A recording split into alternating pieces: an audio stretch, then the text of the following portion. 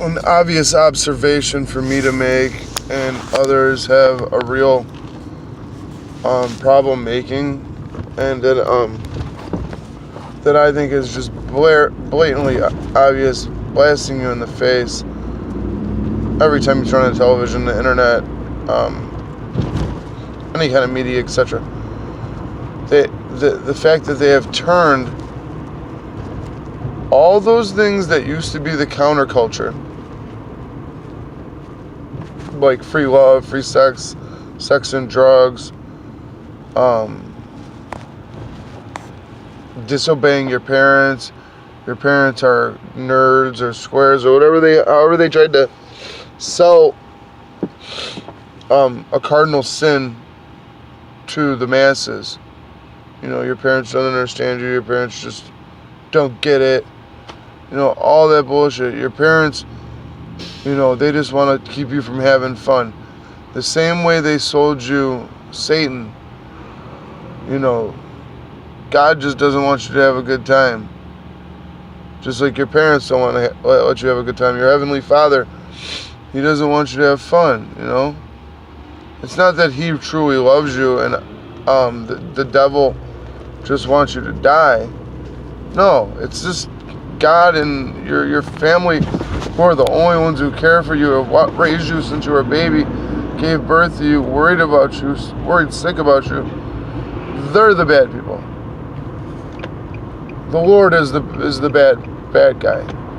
Satan, who wants you to go have unprotected sex, homosexuality, promiscuous sex, risky sexual deviant behaviors that lead to STDs, emotional trauma, guilt,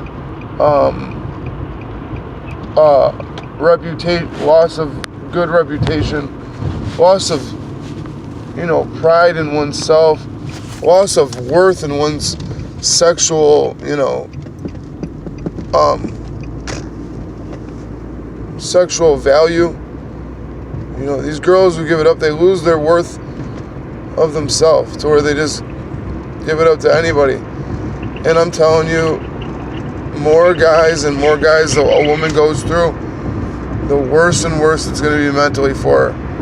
By the fourth or fifth guy I've noticed with women that is like, oh, I love you, and they're going to get married and it's all good, blah, blah, blah. And he cheats on her, or he leaves, or he dies, heaven forbid, or he goes to prison for a while, or he isn't capable of being a man for her, or the relationship deteriorates for whatever reason.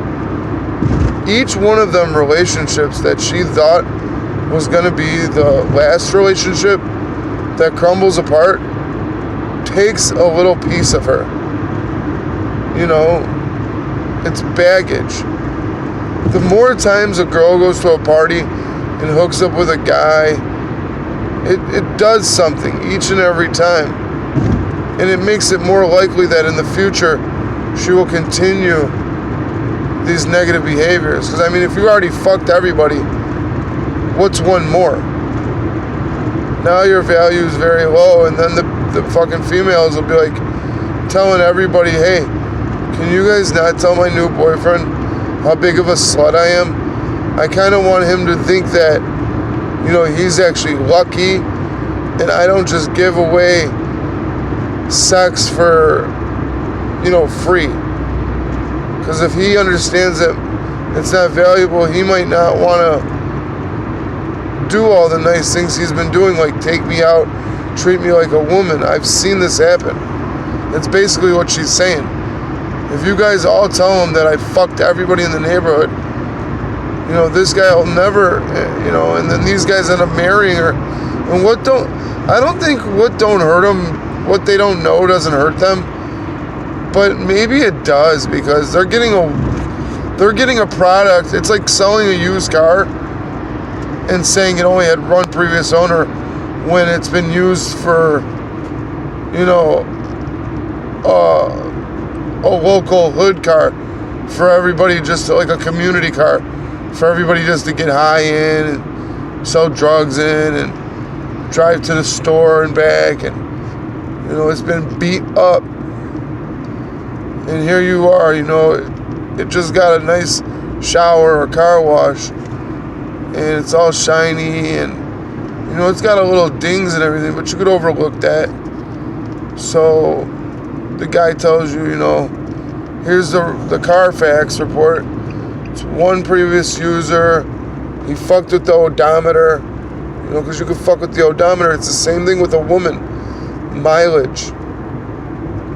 She's not trying to let you know how many miles she got.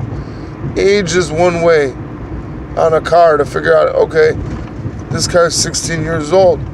It only has 80,000 miles. Well, maybe it's a good car. Maybe it was garage kept. Okay, this girl's 23 years old.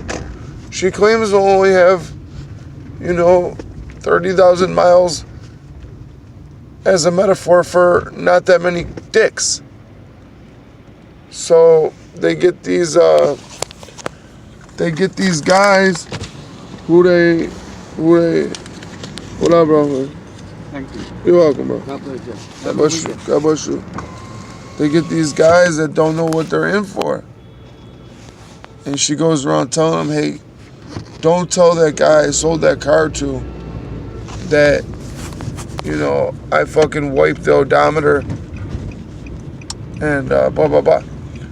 That's the point of the story.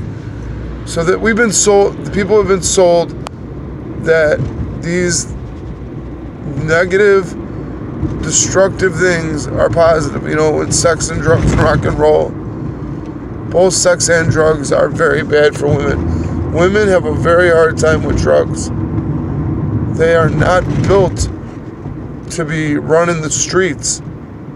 I see girls who do drugs. I mean, literally, they just get really skinny and ugly, and it's really an ugly picture. Whereas when I see men, it's very much a bad thing, but men are able to cope with it and emotionally as well. These women out here, they start selling their pussy after doing drugs, like hard drugs, coke, heroin. And some girls never touch drugs and they're prostitutes. They've had fucked up lives, but I've met so many prostitutes where it was like a drug thing. And it's hurt these girls so bad. I mean, I've known girls who have been murdered. Point is, the devil's lie is, and what the Satanists will teach is the devil, Satan, he just wants you to be able to express yourself and have fun and have a good time. And that's the great lie of our culture. And the Lord, he just wants to keep you from doing fun things. When all along your parents and your Lord care about you and love you. So now you've got nobody. And now you've got all these problems and nobody to really rely on. So they've pushed that to a point where those upside down lifestyles, upside down values are the mainstream, to the point where a white Christian heterosexual male like myself is now the counterculture. I never wanted to be the counterculture, but this is where we're at. And another thing, Jesus is the rebel. He's the one who wouldn't stop saying the truth, and they had to have him put to death. They couldn't handle a righteous man. They couldn't handle someone telling the truth. Just like in today, when a man tells the truth, they don't know what to make of it. They don't understand, how could this man not be bought out? How could we not buy him? How could he actually be a good man? Good men don't exist. But then the devil is like, yeah, they do. They do exist, and they have to be taken care of. So that's why we see attacks on all people that are rebellious in the way that Jesus gave us as an example. Just tell the truth in the face of lies. Jesus Christ was loving. He was, it's all about, it's all about just, comforting someone or taking them in after we've fallen. The story of the prodigal son. It's all about we're fallen as human beings, but the Lord continues to take us back. And that's why they hate Jesus Christ, and they want to erase his name. They will do anything in their power to kill good men, get rid of good men, and we've already seen it. It's about critical mass right now. An avalanche of satanic values, anti-Christian values, anti-Christ behaviors. But there is pushback and there is hope. So we can all do our part and be part of this rebellion. We're not going to sit up here and say a man who claims to be a man and doesn't have a vagina is a man. We cannot. Those are things that 10 years ago would be thought crazy to even talk about. 30, 20 years ago, if I told older people homosexual marriage is going to be illegal, they'd laugh. But now when people tell those same people, they're trying to make guns illegal, they say, no, not in America. Well, isn't that what you said about homosexual marriage? So just remember, Jesus is the true rebel. I'm going to start, getting into the book and, finding powerful chapters. But I just wanted to say, what good is it for us to gain the whole world if we lose our dignity, our manhood, our pride, and we sit up here and say, oh yeah, that man over there who has a dick and a dress on, that's a woman.